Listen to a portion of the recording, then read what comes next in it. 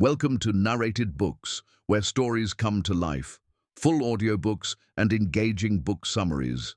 Listen, learn, and explore new worlds through the power of books. The Soul of the Indian, An Interpretation by Charles A. Eastman, Oyessa. To my wife, Elaine Goodale Eastman, in grateful recognition of her ever-inspiring companionship, in thought and work and in love of her most Indian-like virtues, I dedicate this book. I speak for each no-tongued tree that spring by spring doth nobler be, and dumbly and most wistfully his mighty prayerful arms outspreads, and his big blessing downward sheds. Sidney Lanier. But there's a dome of nobler span, a temple given, thy faith that bigots dare not ban. Its space is heaven, its roof star-pictured nature's ceiling, where, trancing the rapt spirit's feeling, and God himself to man revealing, the harmonious spheres make music through unheard their pealing by mortal ears. Thomas Campbell. God, sing ye meadow streams with gladsome voice, ye pine groves with your soft and soul-like sounds, ye eagles, playmates of the mountain storm, ye lightnings, the dread arrows of the clouds, ye signs and wonders of the elements, utter forth, God, and fill the hills with praise. Earth with her thousand voices, praise God. Coleridge. Forward. We also have a religion which was given to our forefathers and has been handed down to us their children. It teaches us to be thankful, to be united, and to love one another. We never quarrel about religion. Thus spoke the great Seneca orator, Red Jacket, in his superb reply to missionary Cram more than a century ago, and I have often heard the same thought expressed by my countrymen. I have attempted to paint the religious life of the typical American Indian as it was before he knew the white man. I have long wished to do this, because I cannot find that it has ever been seriously, adequately, and sincerely done. The religion of the Indian is the last thing about him that the man of another race will ever understand. First, the Indian does not speak of these deep matters so long as he believes in them, and when he has ceased to believe, he speaks inaccurately and slightingly. Second, even if he could be induced to speak, the racial and religious prejudice of the other stands in the way of his sympathetic comprehension. Third, practically all existing studies on the subject have been made during the transition period, when the original beliefs and philosophy of the Native American were already undergoing rapid disintegration. There are to be found here and there superficial accounts of strange customs and ceremonies, of which the symbolism or inner meaning was largely hidden from the observer, and there has been a great deal of material collected in recent years which is without value because it is modern and hybrid, inextricably mixed with biblical legend and Caucasian philosophy. Some of it has even been invented for commercial purposes. Give a reservation Indian a present and he will possibly provide you with sacred songs, a mythology, and folklore to order. My little book does not pretend to be a scientific treatise. It is as true as I can make it to my childhood teaching and ancestral ideals, but from the human, not the ethnological standpoint. I have not cared to pile up more dry bones, but to clothe them with flesh and blood. So much has been written by strangers of our ancient faith and worship treats it chiefly as a matter of curiosity. I should like to emphasize its universal quality, its personal appeal. The first missionaries, good men imbued with the narrowness of their age, branded us as pagans and devil-worshippers, and demanded of us that we abjure our false gods before bowing the knee at their sacred altar. They even told us that we were eternally lost unless we adopted a tangible symbol and professed a particular form of their hydra-headed faith. We of the 20th century know better. We know that all religious aspiration, all sincere worship, can have but one source and one goal. We know that a God of the lettered and unlettered, of the Greek and the barbarian, is after all the same God, and like Peter, we perceive that he is no respecter of persons, but that in every nation he that feareth him and worketh righteousness is acceptable to him. Charles A. Eastman, Oyessa. End of the foreword. Chapter 1. The Great Mystery. Solitary worship, the savage philosopher, the dual mind, spiritual gifts versus material progress, the paradox of Christian civilization. The original attitude of the American Indian toward the eternal, the great mystery, that surrounds and embraces us, was as simple as it was exalted. To him it was a supreme conception, bringing with it the fullest measure of joy and satisfaction possible in this life. The worship of the great mystery was silent, solitary, free from all self-seeking. It was silent because all speech is of necessity feeble and imperfect. Therefore the souls of my ancestors ascend to God in wordless adoration. It was solitary because they believe that He is nearer to us in solitude, and there were no priests authorized to come between a man and his Maker. None might exhort or confess or in any way meddle with the religious experience of another. Among us all men were created sons of God and stood erect as conscious of their divinity. Our faith might not be formulated in creeds, nor forced upon any who were unwilling to receive it. Hence there was no preaching, proselyting, nor persecution, neither were there any scoffers or atheists. There were no temples or shrines among us save those of nature. Being a natural man, the Indian was intensely poetical. He would deem it sacrilege to build a house for him who may be met face to face in the mysterious, shadowy aisles of the primeval forest, or on the sunlit bosom of virgin prairies, upon dizzying spires and pinnacles of naked rock, and yonder in the jeweled vault of the night sky. He who enrobes himself in filmy veils of cloud, there on the rim of the visible world where our great-grandfather sun kindles his evening campfire, he who rides upon the rigorous wind of the north, or breathed forth his spirit upon aromatic southern airs, whose war canoe is launched upon majestic rivers and inland seas, he needs no lesser cathedral. That solitary communion with the unseen, which was the highest expression of our religious life, is partly described in the word Bambade, literally mysterious feeling, which has been variously translated fasting and dreaming. It may be better interpreted as consciousness of the divine. The first Bambade, or religious retreat, marked an epoch in the life of the youth, which may be compared to that of confirmation or conversion in the Christian experience.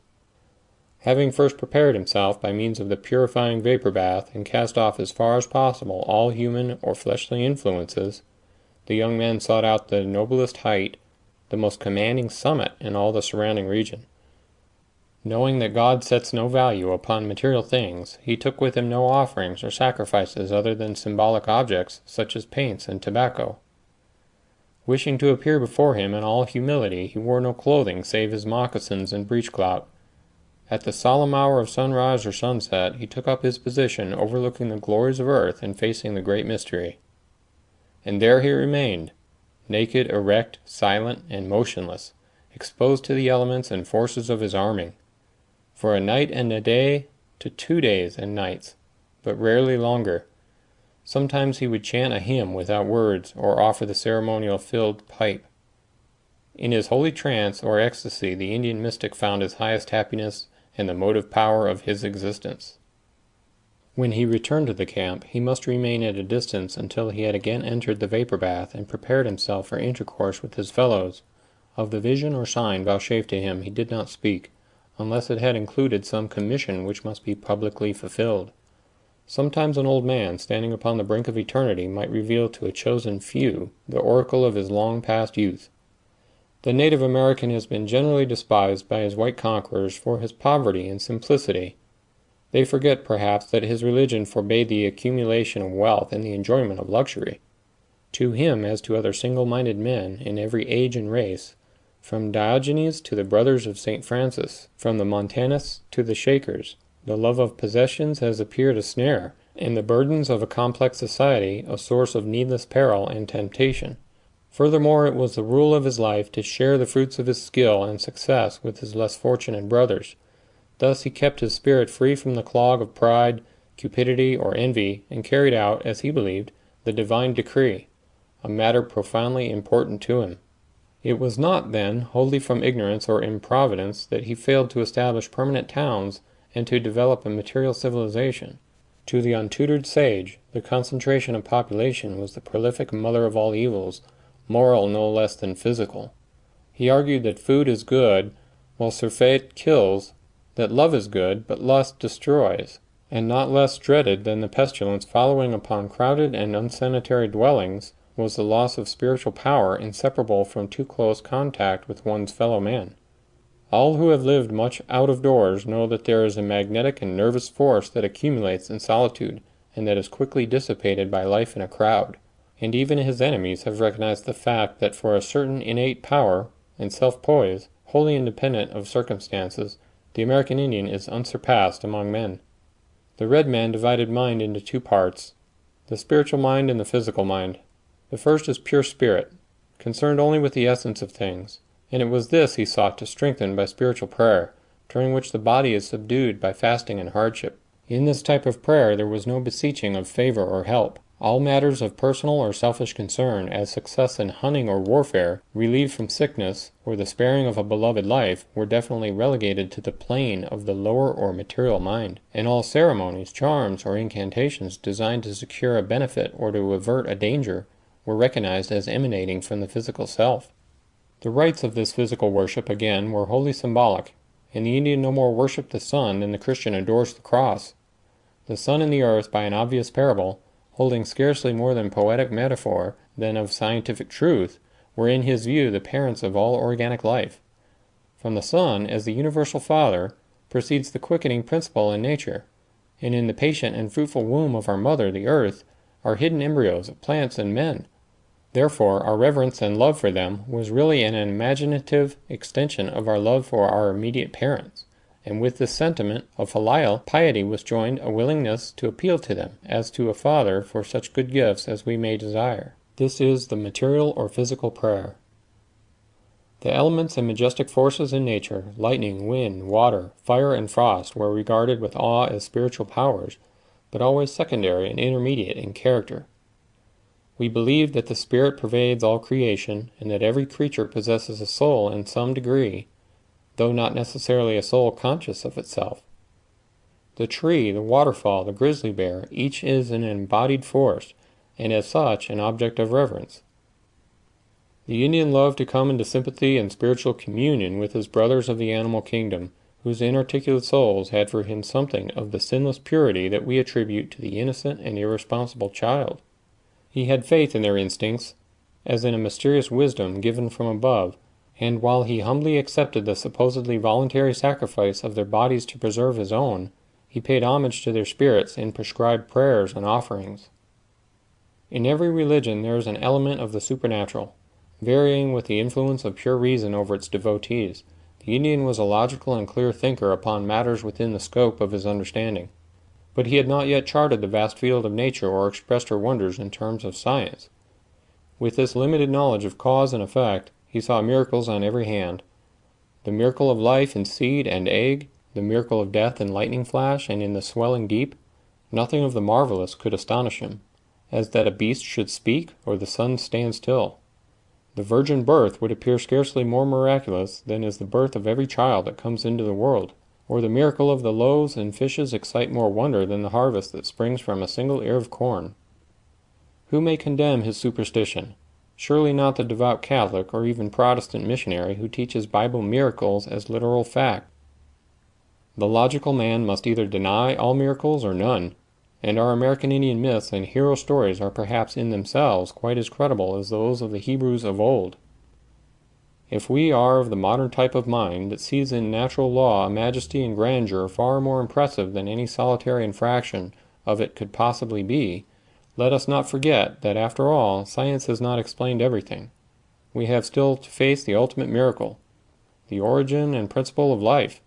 Here is the supreme mystery that is the essence of worship, without which there can be no religion, and in the presence of this mystery our attitude cannot be very unlike that of the natural philosopher, who beholds with awe the divine in all creation. It is simple truth that the Indian did not, so long as his native philosophy held sway over his mind, either envy or desire to imitate the splendid achievements of the white man. In his own thought he rose superior to them. He scorned them, even as a lofty spirit absorbed in its stern task rejects the soft beds, the luxurious food, the pleasure-worshipping dalliance of the rich neighbor. It was clear to him that virtue and happiness are independent of these things, if not incompatible with them. There was undoubtedly much in primitive Christianity to appeal to this man, and Jesus' hard sayings to the rich about the rich would have been entirely comprehensible to him. Yet the religion that is preached in our churches and practiced by our congregations, with its element of display and self-aggrandizement, its active proselytism, and its open contempt of all religions but its own, was for a long time extremely repellent. To his simple mind, the professionalism of the pulpit, the paid extorter, the moneyed church, was an unspiritual and unedifying thing, and it was not until his spirit was broken and his moral physical constitution undermined by trade, conquest, and strong drink that Christian missionaries obtained any real hold upon him. Strange as it may seem, it is true that the proud pagan in his secret soul despised the good men who came to convert and to enlighten him. Nor were its publicity and its Phariseeism the only elements in the alien religion that offended the red man. To him it appeared shocking and almost incredible that there were among this people who claimed superiority many irreligious, who did not even pretend to profess the national faith. Not only did they not profess it, but they stooped so low as to insult their God with profane and sacrilegious speech. In our own tongue his name was not spoken aloud, even with the utmost reverence, much less lightly or irreverently. More than this, even in those white men who professed religion we found much inconsistency of conduct. They spoke much of spiritual things while seeking only the material. They bought and sold everything, time, labor, personal independence, the love of woman, and even the ministrations of their holy faith. The lust for money, power, and conquest, so characteristic of the Anglo-Saxon race, did not escape moral condemnation at the hands of his untutored judge, nor did he fail to contrast this conspicuous trait of the dominant race with the spirit of the meek and lowly Jesus. He might in time come to recognize that the drunkards and licentious among white men, with whom he too frequently came in contact, were condemned by the white man's religion as well, and must not be held to discredit it. But it was not so easy to overlook or to excuse national bad faith. When distinguished emissaries from the Father at Washington, some of them ministers of the gospel or even bishops, came to the Indian nations and pledged to them in solemn treaty the national honor, with prayer and the mention of their God, and when such treaties so made were promptly and shamelessly broken, is it strange that the action should arouse not only anger but contempt? The historians of the white race admit that the Indian was never the first to repudiate his oath. It is my personal belief, after 35 years' experience of it, that there is no such thing as Christian civilization. I believe that Christianity and modern civilization are opposed and irreconcilable, and that the spirit of Christianity and of our ancient religion is essentially the same. End of Chapter 1. Chapter 2. The Family Altar. Prenatal influence, early religious teaching, the function of the aged, women, marriage, and the family, loyalty, hospitality, friendship. The American Indian was an individualist in religion as in war. He had neither a national army nor an organized church. There was no priest to assume responsibility for another's soul. That is, we believed, the supreme duty of the parent, who only was permitted to claim in some degree the priestly office and function, since it is his creative and protecting power which alone approaches the solemn function of deity. The Indian was a religious man from his mother's womb. From the moment of her recognition of the fact of conception to the end of the second year of life, which was the ordinary duration of lactation, it was supposed by us that the mother's spiritual influence counted for most. Her attitude in secret meditations must be such as to instill into the receptive soul of the unborn child the love of the great mystery and a sense of brotherhood with all creation. Silence and isolation are the rule of life for the expectant mother. She wanders prayerful in the stillness of great woods or on the bosom of the untrodden prairie, and to her poetic mind the imminent birth of her child prefigures the advent of a master man, a hero, or the mother of heroes, a thought conceived in the virgin breast of primeval nature, and dreamed out in a hush that is only broken by the sighing of the pine tree or the thrilling orchestra of a distant waterfall. And when the day of days in her life dawns, the day in which there is to be a new life, the miracle of whose making has been entrusted to her, she seeks no human aid. She has been trained and prepared in body and mind for this her holiest duty ever since she can remember. The ordeal is best met alone, where no curious or pitying eyes embarrass her, where all nature says to her spirit, "'Tis love, 'tis love, the fulfilling of life." When a sacred voice comes to her out of silence, and a pair of eyes open upon her in the wilderness, she knows with joy that she has borne well her part in the great song of creation. Presently she returns to the camp, carrying the mysterious, the holy, the dearest bundle. She feels the endearing warmth of it, and hears its soft breathing. It is still a part of herself, since both are nourished by the same mouthful, and no look of a lover could be sweeter than its deep, trusting gaze. She continues her spiritual teaching, at first silently, a mere pointing of the index finger to nature, then in whispering songs, bird-like, at morning and evening. To her and to the child, the birds are a real people, who live very close to the great mystery. The murmuring trees breathe his presence, the falling waters chant his praise. If the child should chance to be fretful, the mother raises her hand. Hush, hush, she cautions it tenderly, the spirits may be disturbed. She bids it to be still and listen. Listen to the silver voice of the aspen, or the clashing cymbals of the birch, and at night she points to the heavenly blazed trail through nature's galaxy of splendor to nature's God. Silence, love, reverence. This is the trinity of the first lessons. And to these she later adds generosity, courage, and chastity. In the old days, our mothers were single-eyed to the trust imposed upon them, and as a noted chief of our people was wont to say, men may slay one another, but they can never overcome the woman, for in the quietude of her lap lies the child. You may destroy him once and again, but he issues as often from the same gentle lap, a gift of the great good to the race, in which man is only an accomplice. This wild mother has not only the experience of her mother and grandmother, and the accepted rules of her people for a guide, but she humbly seeks to learn a lesson from ants, bees, spiders, beavers, and badgers. She studies the family life of the birds, so exquisite in its emotional intensity and its patient devotion, until she seems to feel the universal mother heart beating in her own breast. In due time the child takes of his own accord the attitude of prayer and speaks reverently of the powers. He thinks that he is a blood brother to all living creatures, and the storm wind is to him a messenger of the great mystery.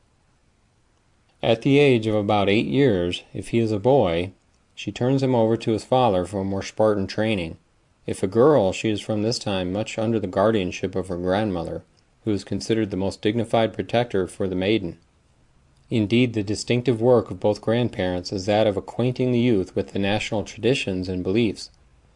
It is reserved for them to repeat the time-hallowed tales with dignity and authority, so as to lead him into his inheritance in the stored-up wisdom and experience of the race. The old are dedicated to the service of the young as their teachers and advisors, and the young in turn regard them with love and reverence. Our old age was in some respects the happiest period of life. Advancing years brought with them much freedom, not only from the burden of laborious and dangerous tasks, but from those restrictions of custom and etiquette which were religiously observed by all others. No one who is at all acquainted with the Indian in his home can deny that we are a polite people. As a rule, the warrior who inspired the greatest terror in the hearts of his enemies was a man of the most exemplary gentleness and almost feminine refinement among his family and friends. A soft, low voice was considered an excellent thing in man, as well as in woman. Indeed, the enforced intimacy of tent life would soon become intolerable, were it not for these instinctive reserves and delicacies, this unfailing respect for the established place and possessions of every other member of the family circle, this habitual quiet, order, and decorum. Our people, though capable of strong and durable feeling, were not demonstrative in their affection at any time, least of all in the presence of guests or strangers. Only to the aged, who have journeyed far and are in a manner exempt from ordinary rules, are permitted some playful familiarities with children and grandchildren, some plain speaking, even to harshness and objurgation, from which the others must rigidly refrain. In short, the old men and women are privileged to say what they please and how they please without contradiction, while the hardships and bodily infirmities that of necessity fall to their lot are softened so far as may be by universal consideration and attention. There was no religious ceremony connected with marriage among us, while on the other hand the relation between man and woman was regarded in itself mysterious and holy. It appears that where marriage is solemnized by the church and blessed by the priest, it may at the same time be surrounded with customs and ideas of a frivolous, superficial, and even prurient character. We believed that two who loved should be united in secret, before the public acknowledgment of their union, and should taste their apotheosis alone with nature. The betrothal might or might not be discussed and approved by the parents, but in either case it was customary for the young pair to disappear into the wilderness, there to pass some days or weeks in perfect seclusion and dual solitude, afterward returning to the village as man and wife. An exchange of presents and entertainments between the two families usually followed, but the nuptial blessing was given by the high priest of God, the most reverend and holy Nature. The family was not only the social unit, but also the unit of government.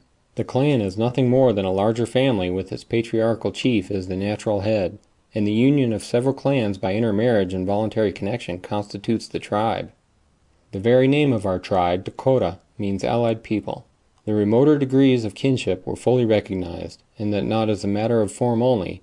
First cousins were known as brothers and sisters. The name of cousin constituted a binding claim, and our rigid morality forbade marriage between cousins in any known degree, or in other words, within the clan.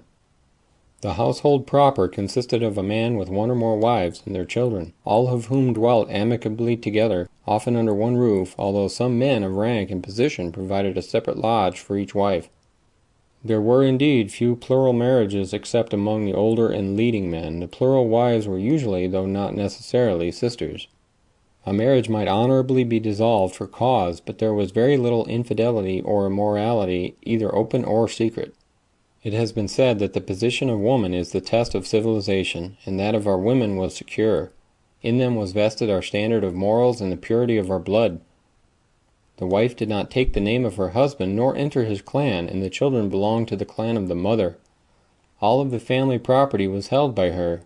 Descent was traced in the maternal line, and the honor of the house was in her hands.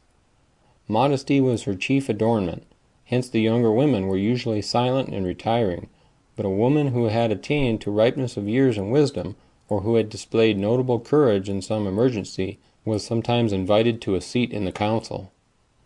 Thus she ruled undisputed within her own domain, and was to us a tower of moral and spiritual strength, until the coming of the border white man, the soldier and trader, who with strong drink overthrew the honor of the man, and through his power over a worthless husband purchased the virtue of his wife and his daughter.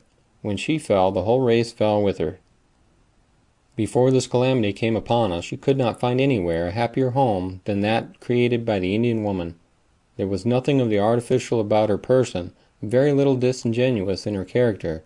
Her early and consistent training, the definiteness of her vocation, and above all her profoundly religious attitude, gave her a strength and poise that could not be overcome by any ordinary misfortune. Indian names were either characteristic nicknames given in a playful spirit, deed names, birth names, or such as having a religious and symbolic meaning. It has been said that when a child is born, some accident or unusual appearance determines his name. This is something the case, but is not the rule. A man of forcible character with a fine war record usually bears the name of the buffalo or bear, lightning or some dread natural force. Another of more peaceful nature may be called swift bird or blue sky. A woman's name usually suggested something about the home, often with the adjective pretty or good and a feminine termination. Names of any dignity or importance must be conferred by the old men, and especially so if they have any spiritual significance, as sacred cloud, mysterious night, spirit woman, and the like. Such a name was sometimes borne by 3 generations, but each individual must prove that he is worthy of it. In the life of the Indian there was only one inevitable duty, the duty of prayer, the daily recognition of the unseen and eternal.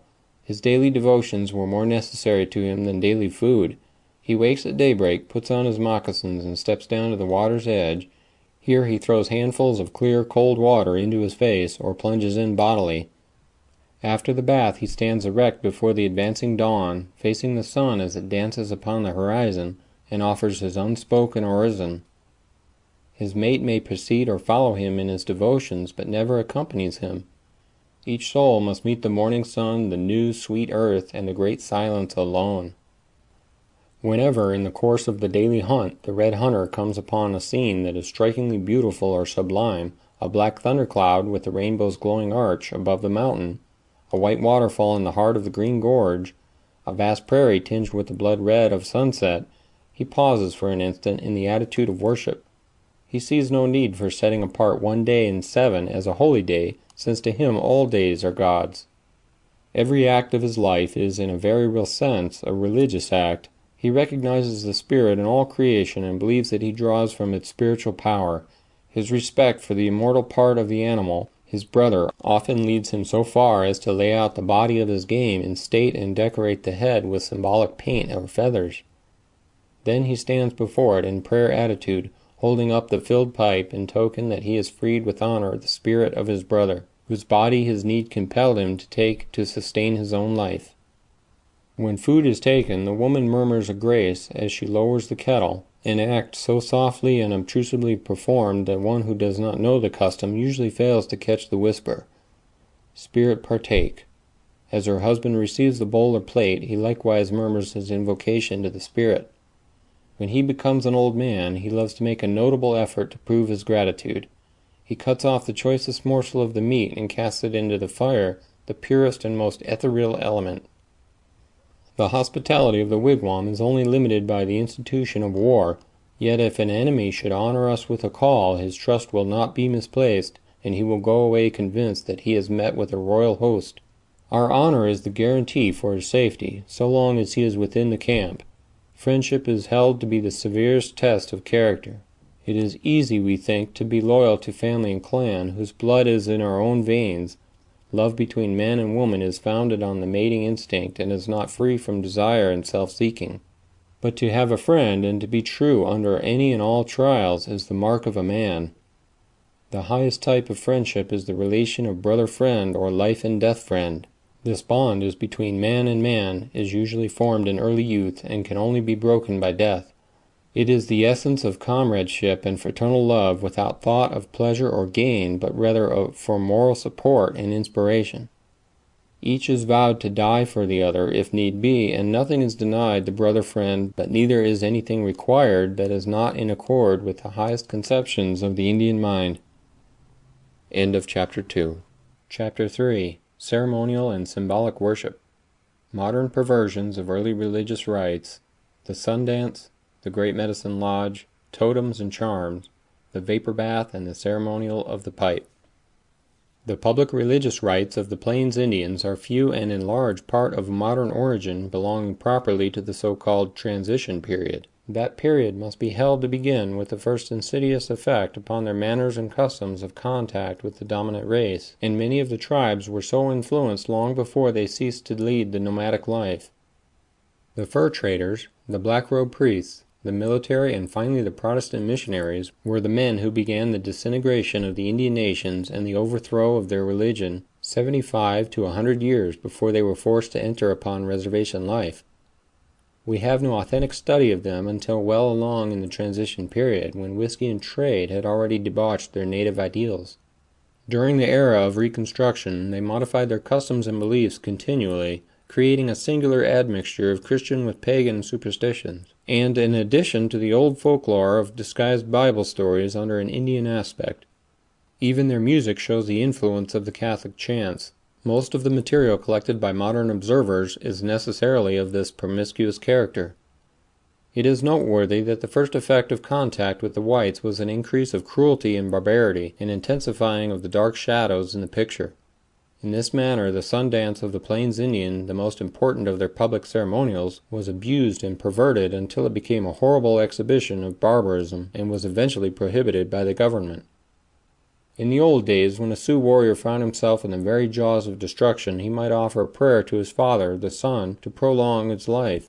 If rescued from imminent danger, he must acknowledge the divine favor by making a sun dance, according to the vow embraced in his prayer, in which he declared that he did not fear torture or death, but asked life only for the sake of those who loved him. Thus the physical ordeal was the fulfillment of a vow and a sort of atonement for what might otherwise appear to be reprehensible weakness in the face of death. It was in the nature of confession and thank-offering to the great mystery through the physical parent, the sun, and did not embrace a prayer for future favors. The ceremonies usually took place from 6 months to a year after the making of the vow in order to admit of suitable preparation, always in midsummer and before a large and imposing gathering. They naturally included the making of a feast and the giving away of much savage wealth in honor of the occasion, although these were no essential part of the religious rite. When the day came to procure the pole, it was brought in by a party of warriors headed by some man of distinction. The tree selected was 6 to 8 inches in diameter at the base and 20 to 25 feet high. It was chosen and felled with some solemnity, including the ceremony of the filled pipe, and was carried in the fashion of a litter, symbolizing the body of the man who made the dance. A solitary tepee was pitched on a level spot at some distance from the village, and the pole raised near at hand with the same ceremony in the center of the circular enclosure of fresh-cut boughs.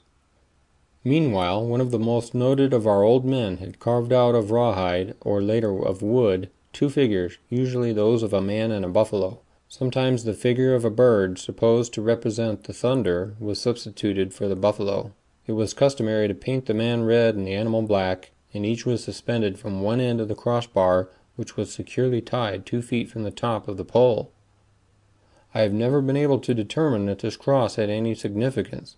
It was probably nothing more than a dramatic coincidence that surmounted the Sundance pole with the symbol of Christianity. The paint indicated that the man who was about to give thanks publicly had been potentially dead but was allowed to live by the mysterious favor and interference of the giver of life. The buffalo hung opposite the image of his own body in death because it was the support of his physical self and a leading figure in legendary lore. Following the same line of thought, when he emerged from the solitary lodge of preparation and approached the pole to dance, nude save for his breechclout and moccasins, his hair loosened and daubed with clay, he must drag after him a buffalo skull, representing the grave from which he had escaped.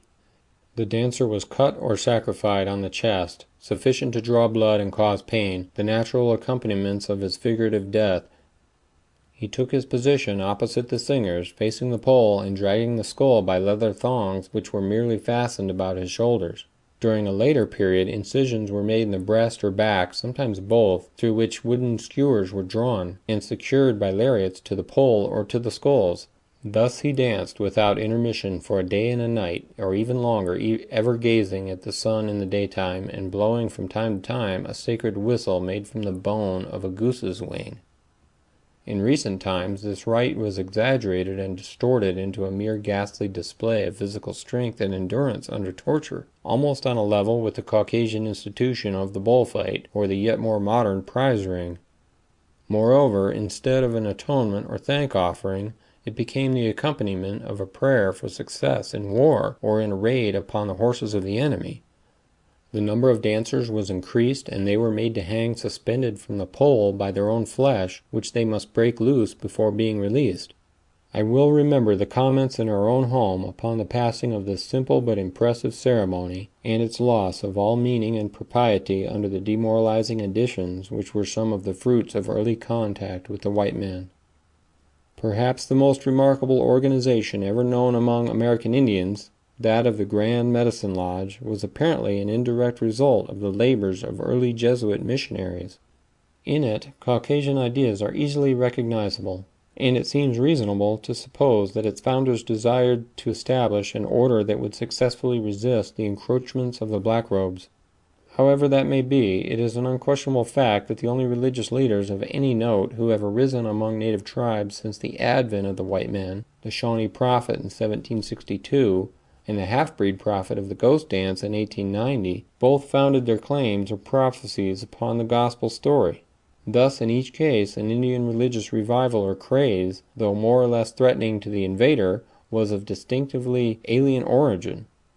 The Medicine Lodge originated among the Algonquin tribe and extended gradually through its branches, finally affecting the Sioux of the Mississippi Valley and forming a strong bulwark against the works of the pioneer missionaries, who secured, indeed, scarcely any converts until after the outbreak of 1862, when subjection, starvation, and imprisonment turned our broken-hearted people to accept Christianity, which seemed to offer them the only gleam of kindness or hope. The order was a secret one, and in some respects not unlike the Freemasons. Being a union or affiliation of a number of lodges, each with its distinctive songs and medicines, leadership was in order of seniority and degrees, which could only be obtained by merit, and women were admitted to membership upon equal terms, with the possibility of attaining to the highest honors. No person might become a member unless his moral standing was excellent. All candidates remained on probation for 1 or 2 years, and murderers and adulterers were expelled. The commandments promulgated by this order were essentially the same as the Mosaic 10, so that it exerted a distinct moral influence in addition to its ostensible object, which was instruction in the secrets of legitimate medicine. In this society, the uses of all curative roots and herbs known to us were taught exhaustively and practiced mainly by the old, the younger members being in training to fill the places of those who passed away.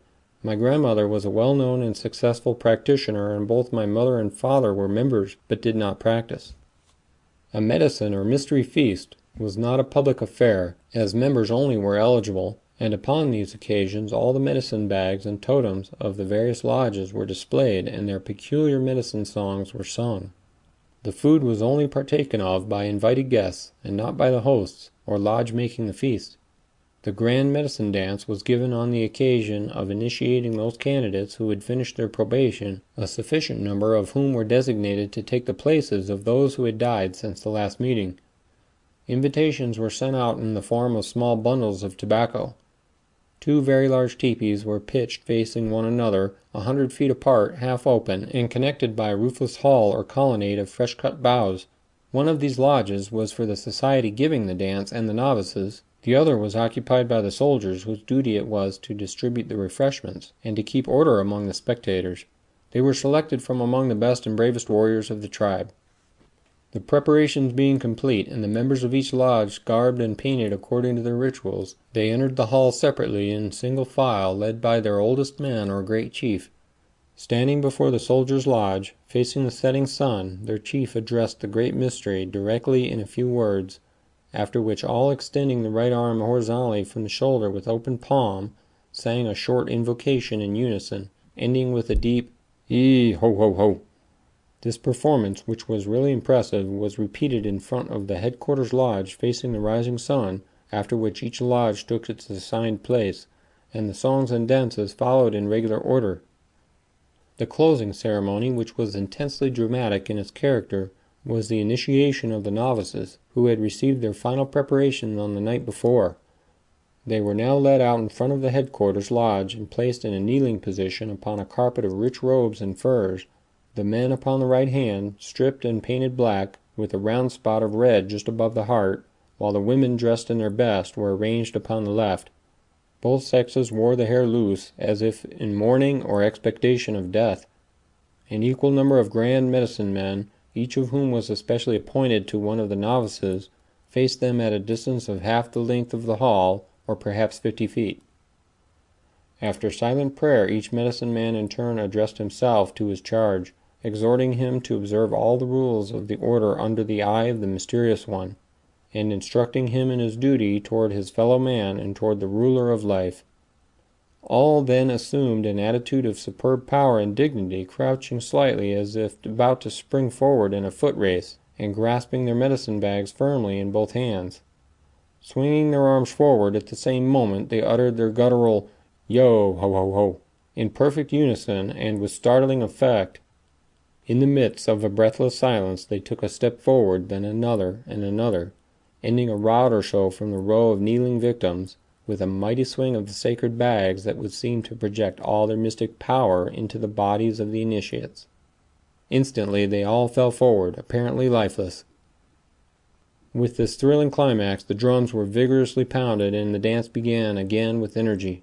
After a few turns had been taken about the prostrate bodies of the new members, covering them with fine robes and other garments which were later to be distributed as gifts, they were permitted to come to life and to join in the final dance.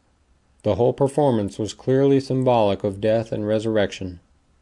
While I cannot suppose that this elaborate ritual, with its use of public and audible prayer, of public exhortation or sermon, and other Caucasian features, was practiced before comparatively modern times, there is no doubt that it was conscientiously believed in by its members, and for a time regarded with reverence by the people. But at a later period it became still further demoralized and fell under suspicion of witchcraft. There is no doubt that the Indian held medicine close to spiritual things, but in this also he has been much misunderstood. In fact, everything that he held sacred is indiscriminately called medicine, in the sense of mystery or magic. As a doctor, he was originally very adroit and often successful. He employed only healing bark, roots, and leaves with those properties he was familiar, using them in the form of a distillation or tea, and always singly. The stomach or internal bath was a valuable discovery of his, and the vapor or Turkish bath was in general use. He could set a broken bone with fair success, but never practiced surgery in any form. In addition to all this, the medicine man possessed much personal magnetism and authority, and in his treatment often sought to reestablish the equilibrium of the patient through mental or spiritual influences, a sort of primitive psychotherapy. The Sioux word for the healing art is wapie, which literally means readjusting or making anew. Bejihuta, literally root, means medicine, and Wakan signifies spirit or mystery. Thus, the three ideas, while sometimes associated, were carefully distinguished. It is important to remember that in the old days the medicine man received no payment for his services, which were of the nature of an honorable function or office. When the idea of payment and barter was introduced among us, and valuable presents or fees began to be demanded for treating the sick, the ensuing greed and rivalry led to many demoralizing practices, and in time to the rise of the modern conjurer, who is generally a fraud and trickster of the grossest kind. It is fortunate that his day is practically over. Ever seeking to establish spiritual comradeship with the animal creation, the Indian adopted this or that animal as his totem, the emblematic device of his society, family, or clan. It is probable that the creature chosen was the traditional ancestress, as we are told that the first man had many wives among the animal people. The sacred beast, bird, or reptile, represented by its stuffed skin or by a rude painting, was treated with reverence and carried into battle to ensure the guardianship of the spirits. The symbolic attribute of beaver or bear or tortoise, such as wisdom, cunning, courage, and the like, was supposed to be mysteriously conferred upon the wearer of the badge. The totem or charm used in medicine was ordinarily that of the medicine lodge to which the practitioner belonged, though there were some great men who boasted a special revelation. There are two ceremonial usages which, so far as I have been able to ascertain, were universal among American Indians and apparently fundamental. These have already been referred to as the inipi, or vapor bath, and the chanduhupa ujapi, or ceremonial of the pipe. In our Siouan legends and traditions, these two are preeminent as handed down from the most ancient time and persistent to the last. In our creation myth or story of the first man, the vapor bath was the magic used by the one who was first created, to give life to the dead bones of his younger brother, who had been slain by the monsters of the deep. Upon the shore of the great water he dug 2 round holes, over one of which he built a low enclosure of fragrant cedar boughs, and here he gathered together the bones of his brother. In the other pit he made a fire and heated 4 round stones, which he rolled one by one into the lodge of boughs. Having closed every aperture save one, he sang a mystic chant while he thrust in his arm and sprinkled water upon the stones with a bunch of sage. Immediately steam rose, and as the legend says, there was an appearance of life. A second time he sprinkled water, and the dry bones rattled together. The third time he seemed to hear soft singing from within the lodge, and the fourth time a voice exclaimed, "Brother, let me out." It should be noted that the number 4 is the magic or sacred number of the Indian. This story gives the traditional origin of the inipi, which has ever since been deemed essential to the Indian's efforts to purify and recreate his spirit. It is used both by the doctor and by his patient. Every man must enter the cleansing bath and take the cold plunge which follows when preparing for any spiritual crisis, for possible death, or imminent danger. Not only the inipi itself, but everything used in connection with the mysterious event, the aromatic cedar and sage, the water, and especially the water-worn boulders, are regarded as sacred, or at least adapted to a spiritual use. For the rock we have a special reverent name, Tunkan, a contraction of the Sioux word for grandfather.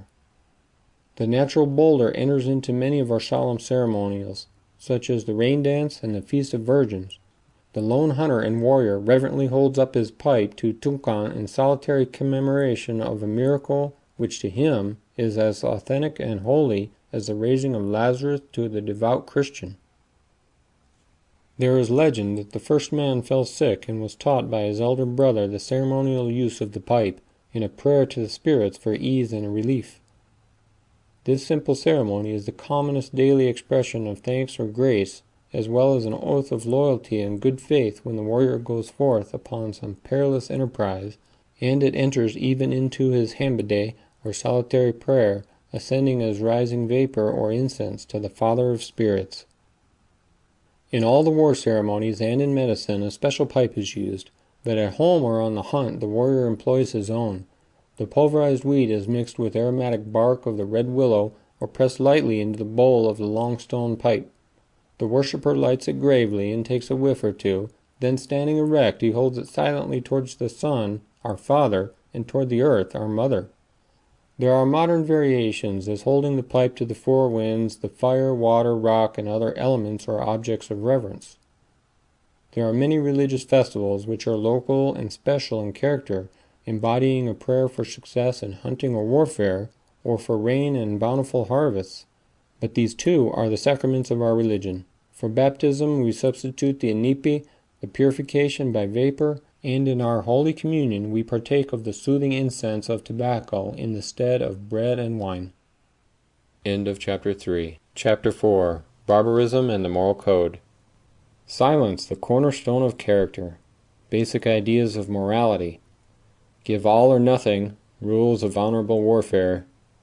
An Indian conception of courage. Long before I ever heard of Christ or saw a white man, I had learned from an untutored woman the essence of morality. With the help of dear nature herself, she taught me things simple but of mighty import. I knew God. I perceived what goodness is. I saw and loved what is really beautiful. Civilization has not taught me anything better.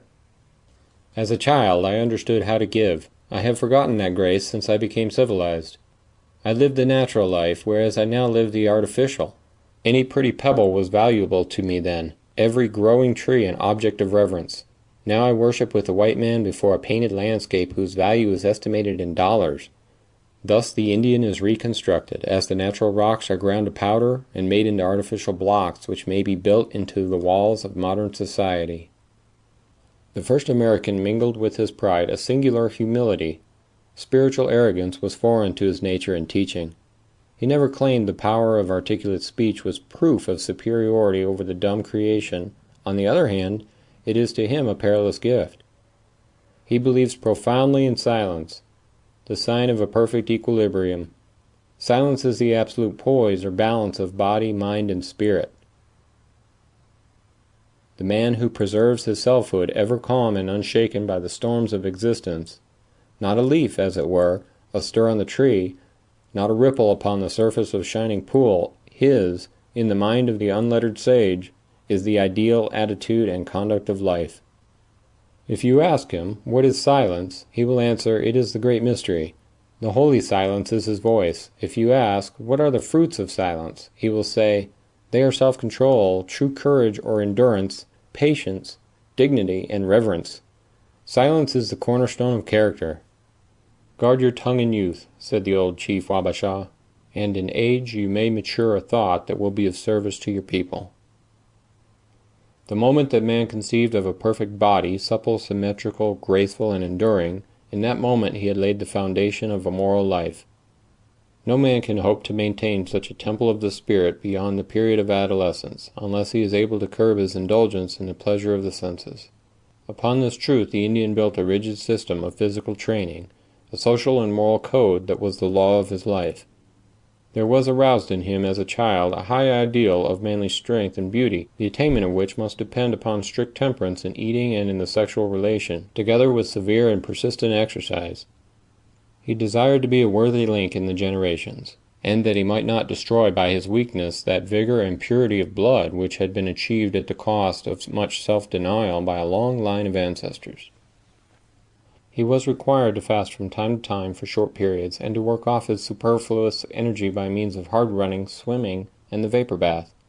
The bodily fatigue thus induced, especially when coupled with a reduced diet, is a reliable cure for undue sexual desires. Personal modesty was early cultivated as a safeguard, together with a strong self-respect and pride of family and race. This was accomplished in part by keeping the child ever before the public eye from his birth onward. His entrance into the world, especially in the case of the firstborn, was often publicly announced by the herald, accompanied by a distribution of presents to the old and needy. The same thing occurred when he took his first step, when his ears were pierced, and when he shot his first game, so that his childish exploits and progress were known to the whole clan as to the larger family, and he grew into manhood with the saving sense of a reputation to sustain. The youth was encouraged to enlist early in the public service, and to develop a wholesome ambition for the honors of a leader and feast-maker, which can never be his unless he is truthful and generous, as well as brave and ever mindful of his personal chastity and honor.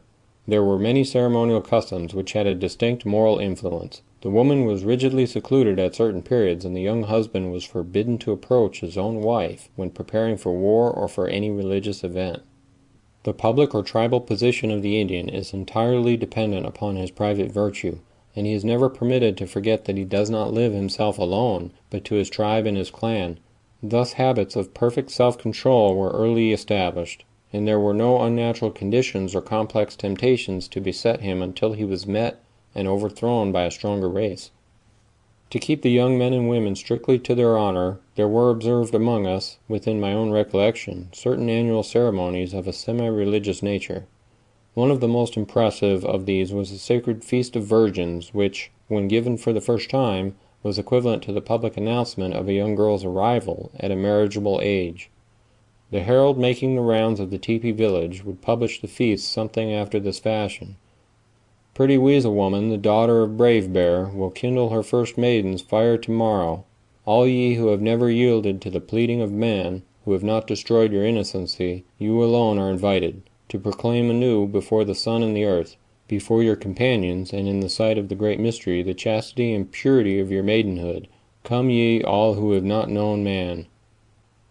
The whole village was at once aroused to the interest of the coming event, which was considered next to the sun dance and the great medicine dance in public importance. It always took place in midsummer, when a number of different clans were gathered together for summer festivities, and was held in the center of the great circular encampment. Here 2 circles were described, one within the other, about a rudely heart-shaped rock which was touched with red paint, and upon either side of the rock there were thrust into the ground a knife and 2 arrows. The inner circle was for the maidens, and the outer one for the grandmothers or chaperones, who were supposed to have passed the climacteric.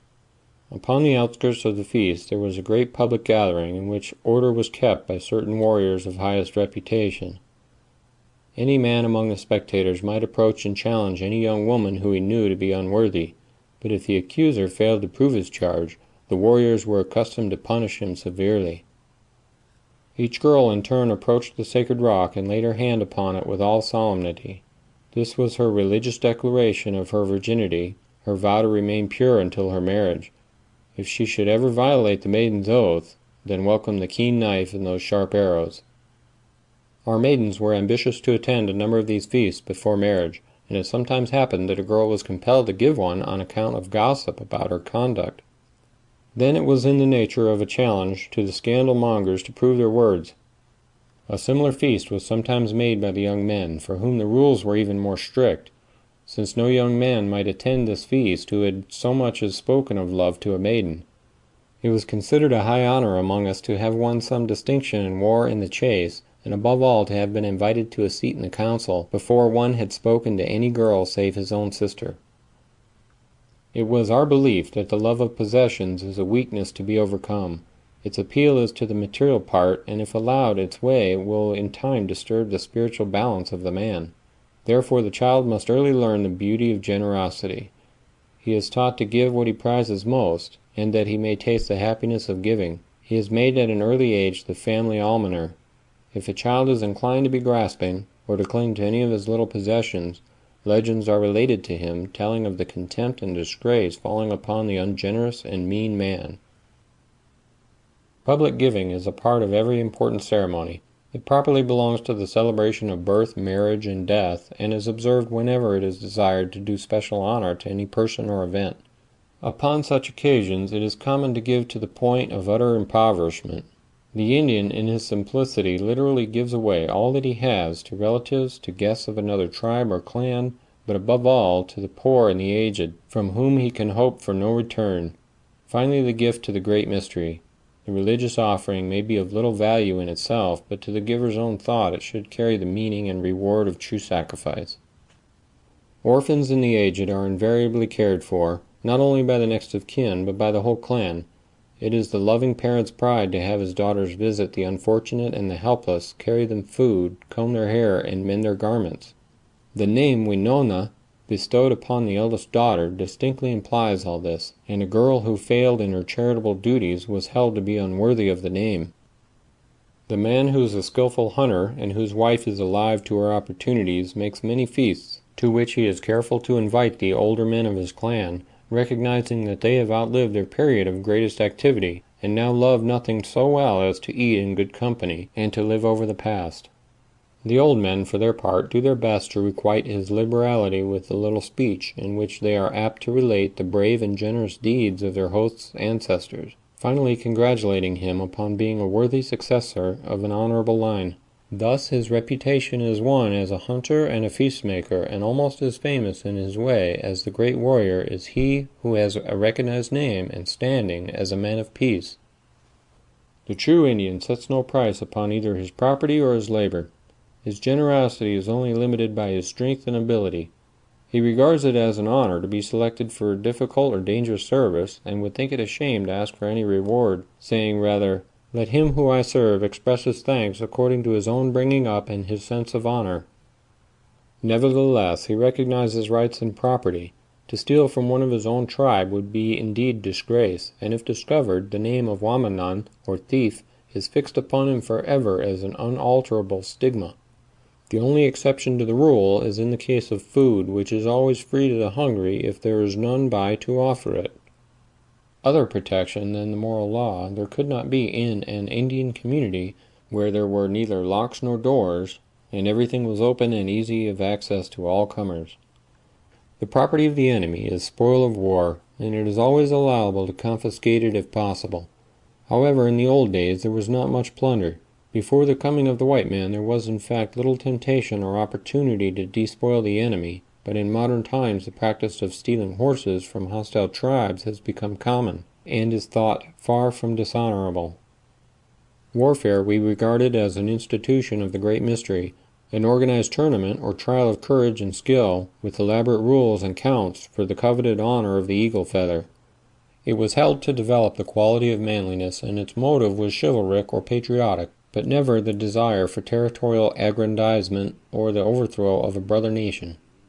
It was common in early times for a battle or skirmish to last all day, with great display of daring and horsemanship, but with scarcely more killed and wounded than may be carried from the field during a university game of football. The slayer of a man in battle was expected to mourn for 30 days, blackening his face and loosening his hair according to the custom. He of course considered it no sin to take the life of an enemy, and this ceremonial mourning was a sign of reverence for the departed spirit. The killing in war of non-combatants, such as women and children, is partly explained by the fact that in savage life the woman without husband or protector is in a pitiable case, and it was supposed that the spirit of the warrior would be better content if no widow or orphans were left to suffer want as well as to weep. A scalp might originally be taken by the leader of the war party only, and at that period no other mutilation was practiced. It was a small lock not more than 3 inches square, which was carried only during the 30 days celebration of a victory and afterward given religious burial. Wanton cruelties and the more barbarous customs of war were greatly intensified with the coming of the white man, who brought with him fiery liquor and deadly weapons, aroused the Indian's worst passions, provoking in him revenge and cupidity, and even offered bounties for the scalps of innocent men, women, and children. Murder within the tribe was a grave offense, to be atoned for as the council might decree, and it often happened that the slayer was called upon to pay the penalty with his own life. He made no attempt to escape or evade justice. That the crime was committed in the depths of the forest or at dead of night, witnessed by no human eye, made no difference to his mind. He was thoroughly convinced that all is known to the great mystery, and hence did not hesitate to give himself up to stand his trial by the old and wise men of the victim's clan. His own family and clan might by no means attempt to excuse or to defend him, but his judges took all the known circumstances into consideration, and if it appeared that he slew in self-defense, or that the provocation was severe, he might be set free after a 30 days period of mourning and solitude. Otherwise, the murdered man's next of kin were authorized to take his life, and if they refrained from doing so, as often happened, he remained an outcast from the clan. A willful murder was a rare occurrence before the days of whiskey and drunken rose, for we were not a violent or quarrelsome people. It is well remembered that Crow Dog, who killed the Sioux chief Spotted Tail in 1881, calmly surrendered himself and was tried and convicted by the courts in South Dakota. After his conviction he was permitted remarkable liberty in prison, such as perhaps no white man has ever enjoyed when under the sentence of death. The cause of his act was a solemn commission received from his people nearly 30 years earlier, at the time that Spotted Tail usurped the chieftainship by the aid of the military whom he had aided. Crow Dog was under a vow to slay the chief, in case he ever betrayed or disgraced the name of the Brule Sioux. There is no doubt that he had committed crimes both public and private, having been guilty of misuse of office as well as of gross offenses against morality. Therefore his death was not a matter of personal vengeance, but of just retribution. A few days before Crow Dog was to be executed, he asked permission to visit his home and say farewell to his wife and twin boys, then 9 and 10 years old. Strange to say, the request was granted, and the condemned man sent home under escort of the deputy sheriff, who remained at the Indian Agency, merely telling his prisoner to report there on the following day. When he did not appear at the time set, the sheriff dispatched the Indian police after him. They did not find him, and his wife simply said that Crow Dog had desired to ride alone to the prison, and would reach there on the day appointed. All doubt was removed the next day by a telegram from Rapid City, 200 miles distant, saying Crow Dog has just reported here. The incident drew public attention to the Indian murderer, with the unexpected result that the case was reopened and Crow Dog acquitted. He still lives, a well-preserved man of about 75 years, and is much respected among his own people. It is said that in the very early days, lying was a capital offense among us. Believing that the deliberate liar is capable of committing any crime behind the screen of cowardly untruth and double-dealing, the destroyer of mutual confidence was summarily put to death, that the evil might go no further. Even the worst enemies of the Indian, those who accuse him of treachery, bloodthirstiness, cruelty, and lust, have not denied his courage, but in their minds it is a courage that is ignorant, brutal, and fantastic. His own conception of bravery makes of it high moral virtue, for to him it consists not so much in aggressive self-assertion as in absolute self-control. The truly brave man, we contend, yields neither to fear nor anger, desire nor agony. He is at all times master of himself. His courage rises to the heights of chivalry, patriotism, and real heroism. Let neither cold, hunger, nor pain, nor the fear of them, neither the bristling teeth of danger, nor the very jaws of death itself, prevent you from doing a good deed, said an old chief to a scout who was about to seek the buffalo in midwinter for the relief of a starving people. This was his childlike conception of courage. End of Chapter 4. Chapter 5. The Unwritten Scriptures. A Living Book. The Sioux Story of Creation. The First Battle. Another Version of the Flood. Our Animal Ancestry. A missionary once undertook to instruct a group of Indians in the truths of his holy religion. He told them of the creation of the earth in 6 days, and of the fall of our first parents by eating an apple. The courteous savages listened attentively, and, after thanking him, one related in his turn a very ancient tradition concerning the origin of the maize. But the missionary plainly showed his disgust and disbelief, indignantly saying, "What I delivered to you were sacred truths, but this that you tell me is more fable and falsehood." "My brother," gravely replied the offended Indian, "it seems that you have not been well grounded in the rules of civility. You saw that we, who practice these rules, believed your stories. Why then do you refuse to credit ours?"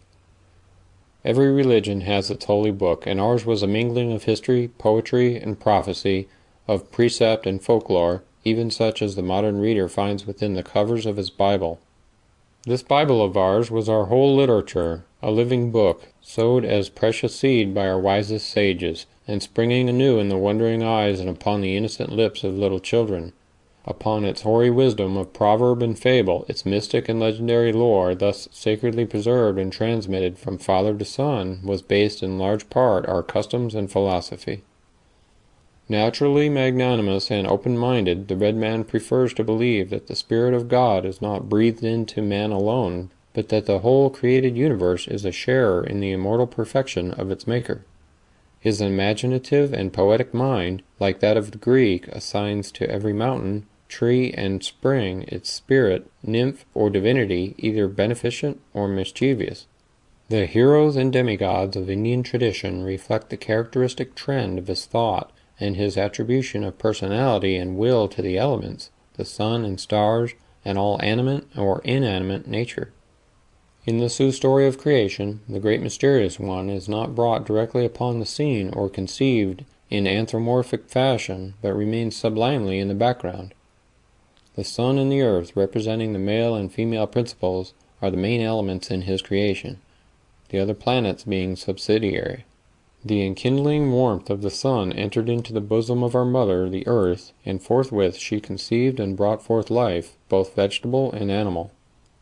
Finally there appeared mysteriously Ishna-Echage, the firstborn, a being in the likeness of man, yet more than man, who roamed solitary among the animal people and understood their ways and their language. They beheld him with wonder and awe, for they could do nothing without his knowledge. He had pitched his tent in the center of the land, and there was no spot impossible for him to penetrate. At last, like Adam, the firstborn of the Sioux became weary of living alone, and formed himself a companion, not a mate, but a brother, not out of a rib from his side, but from a splinter which he drew from his great toe.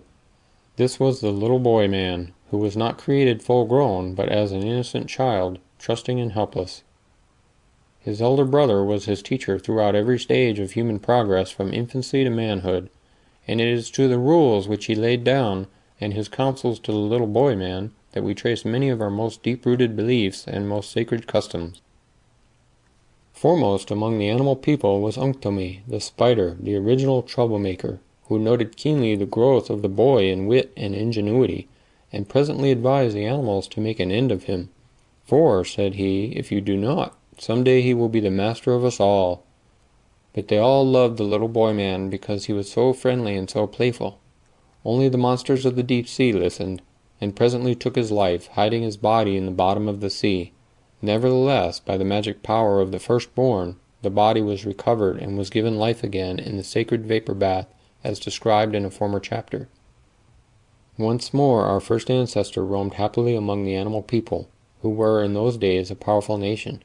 He learned their ways and their language, for they had a common tongue in those days, learned to sing like the birds, and to swim like the fishes, and to climb sure-footed over rocks like the mountain sheep. Notwithstanding that he was their good comrade and did them no harm, Unktomi once more sowed dissension among the animals, and messages were sent into all quarters of the earth, sea, and air, that all the tribes must unite to declare war upon the solitary man who was destined to become their master. After a time the young man discovered the plot, and came home very sorrowful. He loved his animal friends, and was grieved that they should combine against him. Besides, he was naked and unarmed. But his elder brother armed him with a bow and flint-headed arrows, a stone war-club, and a spear. He likewise tossed a pebble 4 times into the air, and each time it became a cliff or wall of rock about the tepee. "Now," said he, "it is time to fight and to assert your supremacy, for it is they who have brought the trouble upon you, and not you upon them." Night and day the little boy man remained upon the watch for his enemies from the top of the wall, and at last he beheld the prairies black with buffalo herds, and the elk gathered upon the edges of the forest. Bears and wolves were closing in from all directions, and now from the sky the thunder gave his fearful war-whoop, answered by the wolf's long howl. The badgers and other burrowers began at once to undermine his rocky fortress, while the climbers undertook to scale its perpendicular walls. Then, for the first time on earth, the bow was strung, and hundreds of flint-headed arrows found their mark in the bodies of the animals, while each time that the boy man swung his stone war-club his enemies fell in countless numbers. Finally, the insects, the little people of the air, attacked him in a body, filling his eyes and ears, and tormenting him with their poisoned spears, so that he was in despair. He called for help upon his elder brother, who ordered him to strike the rocks with his stone war-club. As soon as he had done so, sparks of fire flew upon the dry grass of the prairie, and it burst into flame.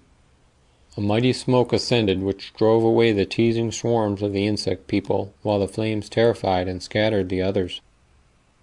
This was the first dividing of the trail between man and the animal people, and when the animals had sued for peace, the treaty provided that they must ever after furnish man with flesh for his food and skins for clothing, though not without effort and danger on his part. The little insects refused to make any concession, and have ever after since been the tormentors of man. However, the birds of the air declared that they would punish them for their obstinacy, and this they continue to do until this day. Our people have always claimed that the stone arrows which are found so generally throughout the country are the ones that the first man used in his battle with the animals. It is not recorded in our traditions, much less is it within the memory of our old men, that we have ever made or used similar arrowheads. Some have tried to make use of them for shooting fish under water, but with little success, and they are absolutely useless with the Indian bow which was in use when America was discovered. It is possible that they were made by some prehistoric race who used much longer and stronger bows, or who were workers in stone, which our people were not. Their stone implements were merely natural boulders or flint chips, fitted with handles of rawhide or wood, except the pipes, which were carved from a species of stone which is soft when first quarried, and therefore easily worked with the most primitive tools. Practically all the flint arrowheads that we see in museums and elsewhere were picked up or plowed up, while some have been dishonestly sold by trafficking Indians and others embedded in trees and bones. We had neither devil nor hell in our religion until the white man brought them to us. Yet Unctomy, the spider, was doubtless akin to that old serpent who tempted Mother Eve. He is always characterized as tricky, treacherous, and at the same time affable and charming, being not without the gifts of wit, prophecy, and eloquence. He is an adroit magician, able to assume almost any form at will, and impervious to any amount of ridicule and insult. Here we have, it appears, the elements of the story in Genesis, the primal Eden, the tempter in the animal form, and the bringing of sorrow and death upon earth through the elemental sins of envy and jealousy. The warning conveyed in the story of Unctomy was ever used with success by Indian parents and especially grandparents in the instruction of their children. Ishna-Echage, on the other hand, was a demigod and mysterious teacher whose function it was to initiate the first man into his tasks and pleasures here on earth. After the battle with the animals, there followed a battle with the elements, which in some measure parallels the Old Testament story of the flood. In this case, the purpose seems to have been to destroy the wicked animal people, who were too many and too strong for the lone man. The legend tells us that when fall came, the firstborn advised his younger brother to make for himself a warm tent of buffalo skins, and to store up much food. No sooner had he done this than it began to snow, and the snow fell steadily during many moons. The little boy-man made for himself snowshoes, and was thus enabled to hunt easily, while the animals fled from him with difficulty. Finally wolves, foxes, and ravens came to his door to beg for food, and he helped them, but many of the fiercer wild animals died of cold and starvation. One day, when the hungry ones appeared, the snow was higher than the tops of the tepee poles, but the little boy-man's fire kept a hole open and clear. Down this hole they peered, and lo, the man had rubbed ashes on his face by the advice of his elder brother, and they both lay silent and motionless on either side of the fire. Then the fox barked, and the raven cawed his signal to the wandering tribes, and they all rejoiced and said, "Now they are both dying or dead, and we shall have no more trouble." But the sun appeared, and a warm wind melted the snowbanks, so that the land was full of water. The young man and his teacher made a birch-bark canoe which floated upon the surface of the flood, while of the animals there were saved only a few who had found a foothold upon the highest peaks. The youth had now passed triumphantly through the various ordeals of his manhood. One day his elder brother spoke to him and said, "You have now conquered the animal people, and withstood the forces of the elements. You have subdued the earth to your will, and still you are alone. It is time to go forth and find a woman whom you can love, and by whose help you may reproduce your kind." "But how am I to do this?" replied the first man, who was only an inexperienced boy. "I am here alone, as you say, and I know not where to find a woman or a mate."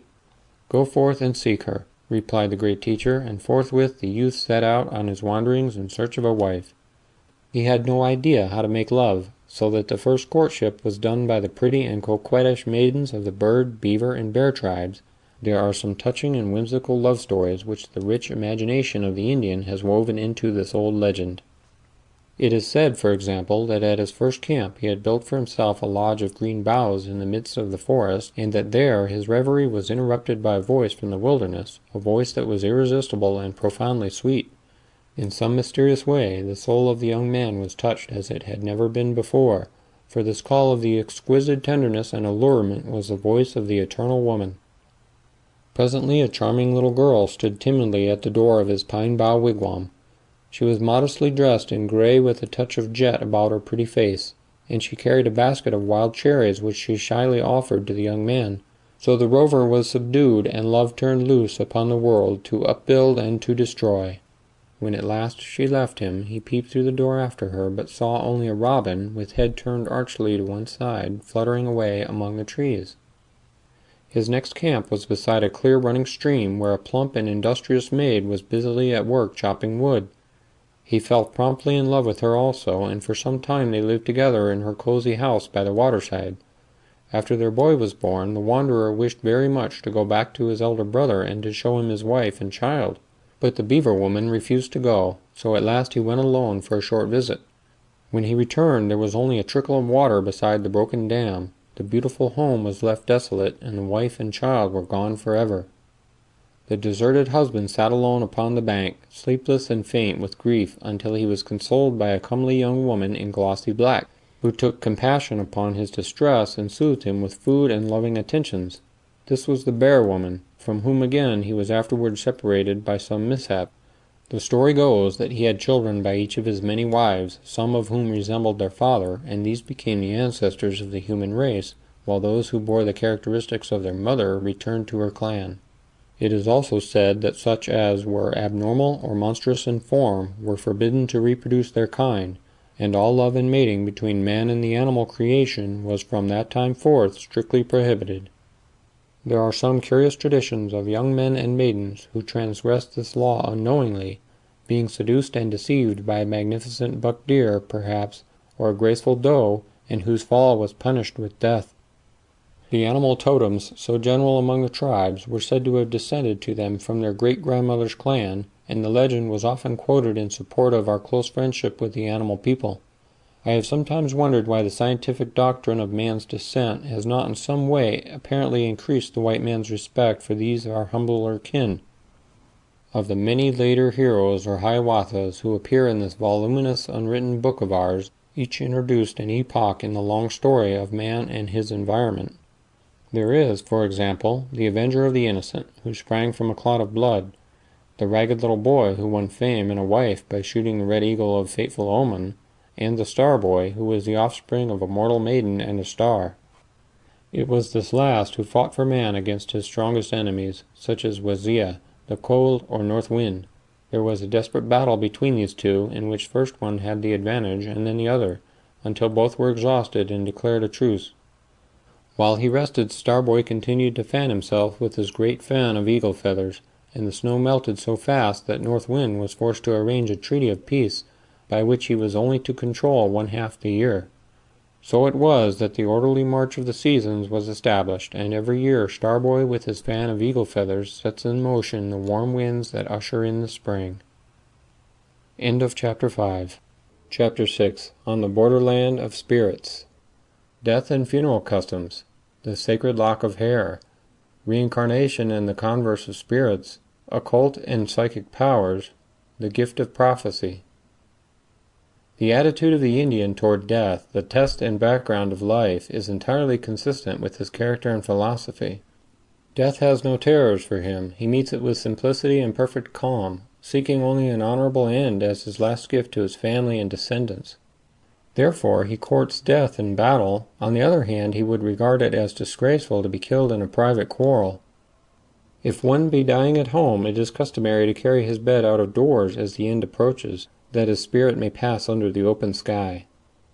Next to this, the matter that concerns him most is the parting with his dear ones, especially if he have any little children who must be left behind to suffer want. His family affections are strong, and he grieves intensely for the lost, even though he has unbounded faith in a spiritual companionship. The outward signs of mourning for the dead are far more spontaneous and convincing than is the correct and well-ordered black of civilization. Both men and women among us loosen their hair and cut it according to the degree of relationship or of devotion. Consistent with the idea of sacrificing all personal beauty and adornment, they trim off likewise from the dress its fringes and ornaments, perhaps cut it short or cut the robe or blanket in two. The men blacken their faces, and widows or bereaved parents sometimes gash their arms and legs till they are covered with blood. Giving themselves up wholly to their grief, they are no longer concerned about any earthly possession, and often give away all that they have to the first comers, even to their beds and their home. Finally, the wailing for the dead is continued night and day to the point of utter voicelessness, a musical, weird, and heart-piercing sound which has been compared to the keening of the Celtic mourner. The old-time burial of the Plains Indians was upon a scaffold of poles, or a platform among the boughs of a tree, their only means of placing the body out of reach of wild beasts, as they had no implements with which to dig a suitable grave.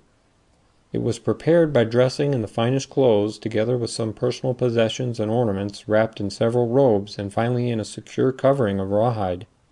As a special mark of respect, the body of a young woman or a warrior was sometimes laid out in state in a new tepee, with the usual household articles and even with a dish of food left beside it, not that they supposed the spirit could use the implements or eat the food, but merely as a last tribute. Then the whole people would break camp and depart to a distance, leaving the dead alone in an honorable solitude. There was no prescribed ceremony of burial, though the body was carried out with more or less solemnity by selected young men, and sometimes noted warriors were the pallbearers of a man of distinction. It was usual to choose a prominent hill with a commanding outlook for the last resting place of our dead. If a man were slain in battle, it was an old custom to place his body against a tree or rock in a sitting position, always facing the enemy, to indicate his undaunted defiance and bravery, even in death. I recall a touching custom among us, which was designed to keep the memory of the departed near and warm in the bereaved household.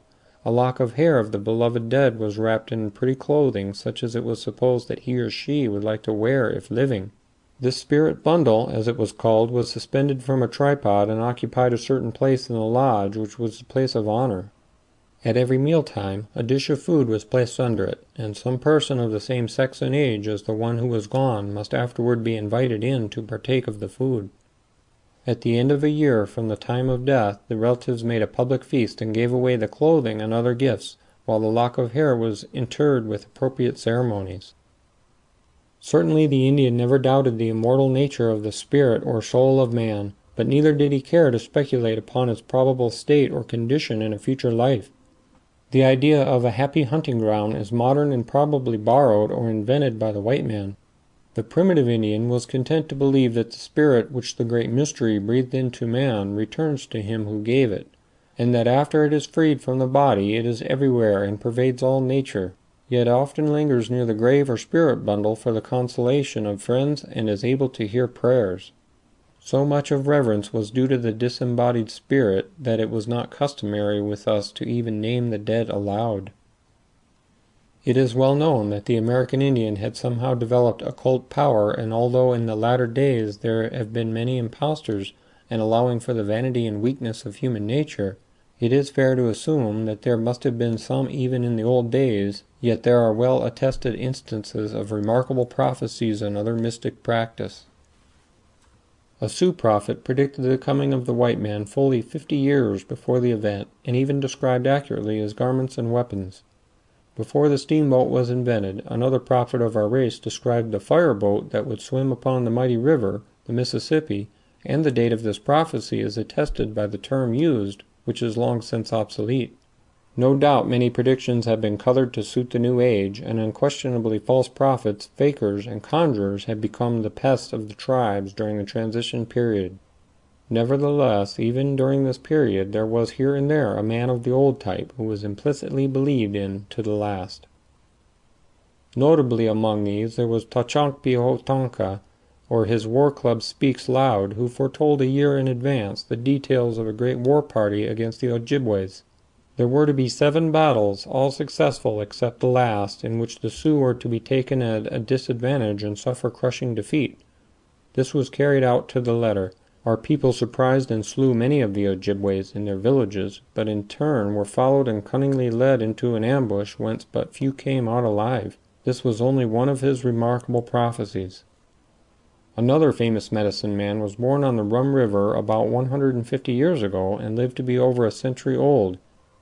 He was born during a desperate battle with the Ojibways at a moment when, as it seemed, the band of Sioux engaged were to be annihilated. Therefore the child's grandmother exclaimed, "Since we are all to perish, let him die a warrior's death in the field," and she placed his cradle under fire near the spot where his uncle and grandfathers were fighting, for he had no father. But when an old man discovered the newborn child, he commanded the woman to take care of him. "For," said he, "we know not how precious the strength of even one warrior may some day become to his nation." This child lived to become great among us, as was intimated to the superstitious by the circumstances of his birth. At the age of about 75 years, he saved his band from utter destruction at the hands of their ancestral enemies by suddenly giving warning received in a dream of the approach of a large war party. The men immediately sent out scouts and felled trees for a stockade, barely in time to meet and repel the predicted attack. 5 years later, he repeated the service and again saved his people from awful slaughter. There was no confusion of figures or omens as with lesser medicine men, but in every incident that is told of him his interpretation of the sign, whatever it was, proved singularly correct. The father of Little Crow, the chief who led the Minnesota Massacre of 1862, was another prophet of some note. One of his characteristic prophecies was made only a few years before he died, when he had declared that although already an old man, he would go once more upon the warpath. At the final war feast he declared that 3 of the enemy would be slain, but he showed great distress and reluctance in foretelling that he would lose 2 of his own men. 3 of the Ojibways were indeed slain, as he had said, but in the battle the old war prophet lost both of his 2 sons. There are many trustworthy men and men of Christian faith to vouch for these and similar events occurring as foretold. I cannot pretend to explain them, but I know that our people possessed remarkable powers of concentration and abstraction, and I sometimes fancy that such nearness to nature as I have described keeps the spirit sensitive to impressions not commonly felt and in touch with the unseen powers. Some of us seem to have a peculiar intuition for the locality of a grave, which they explained by saying that they had received a communication from the spirit of the departed. My own grandmother was one of these, and as far back as I can remember, when camping in a strange country, my brother and I would search for and find human bones at the spot she had indicated to us as an ancient burial place, or the spot where a lone warrior had fallen. Of course, the outward signs of burial had been long since obliterated. The Scotch would certainly have declared that she had the second sight, for she had other remarkable premonitions or intuitions within my own recollection. I have heard her speak of a peculiar sensation in the breast, by which, as she said, she was advised of anything of importance concerning her absent children. Other native women have claimed a similar monitor, but I never heard of one who could interpret it with such accuracy. We were once camping on Lake Manitoba when we received news that my uncle and his family had been murdered several weeks before at a fort some 200 miles distant. While all our clan were wailing and mourning their loss, my grandmother calmly bade them to cease, saying that her son was approaching, and that they would see him shortly. Although we had no other reason to doubt the ill tidings, it is a fact that my uncle came into camp 2 days after his reported death. At another time, when I was 14 years old, we had just left Fort Ellis on the Assiniboine River, and my youngest uncle had selected a fine spot for our night camp. It was already after sundown, but my grandmother had become unaccountably nervous and positively refused to pitch her tent, so we reluctantly went on down the river and camped after dark at a secluded place. The next day we learned that a family who were following close behind had stopped at the place first selected by my uncle, but were surprised in the night by a roving war party and massacred to a man. This incident made a great impression upon our people.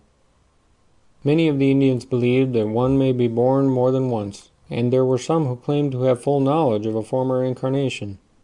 There were also those who held converse with a twin spirit who had been born into another tribe or race. There was a well-known Sioux war prophet who lived in the middle of the last century, so that he is still remembered by the old men of his band. After he had reached middle age, he declared that he had a spirit brother among the Ojibways, the ancestral enemies of the Sioux. He even named the band to which his brother belonged, and said he was also a war prophet among his people. Upon one of their hunts along the border between the 2 tribes, the Sioux leader one evening called his warriors together and solemnly declared to them that they were about to meet a like band of Ojibway hunters led by his spirit twin. Since this was to be their first meeting since they were born as strangers, he earnestly begged the young men to resist the temptation to join battle with their tribal foes. "You will know him at once," the prophet said to them, "for he will not only look like me in face and form, but he will display the same totem and even sing my war songs." They sent out scouts, who soon returned with news of the approaching party.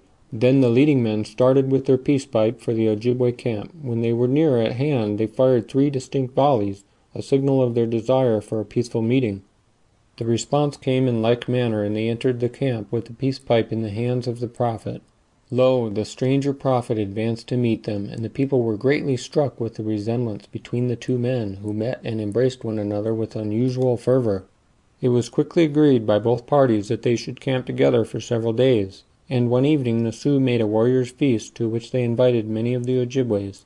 The prophet asked his twin brother to sing one of his sacred songs, and behold, it was the very song that he himself was wont to sing. This proved to the warriors, beyond doubt or cavil, the claims of their seer. End of Chapter 6, and end of The Soul of the Indian by Charles A. Eastman, Oyesa. Thank you for listening to Narrated Books. If you enjoyed this audiobook, hit like and subscribe for more amazing stories. What book should we narrate next? Let us know in the comments.